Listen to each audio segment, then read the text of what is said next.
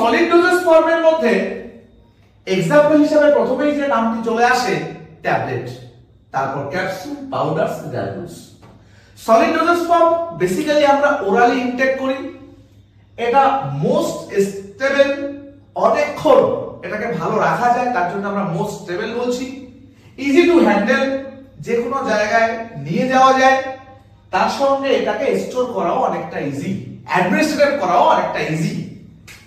এই ট্যাবলেট আর ক্যাপসুলকে বলা হয় সলিড ইউনিট ডোজেস ফর্ম, আর পাউডারস আর গ্রানুলসকে বলা হয় সলিড ডোজেস ফর্ম। কারণ ট্যাবলেট এবং ক্যাপসুলের মধ্যে নির্দিষ্ট পরিমাণে ড্রাগ ইনটেক থাকে, যেমন প্যারাসিটামল 650 mg, আর ক্যাপসুল ও ওরকম কোন ফর্মে আমরা অনেক সময় দেখি, তবে পাউডার আর গ্রানুলসকে কিন্তু আমরা ইউনিট ফর্মে দেখি না।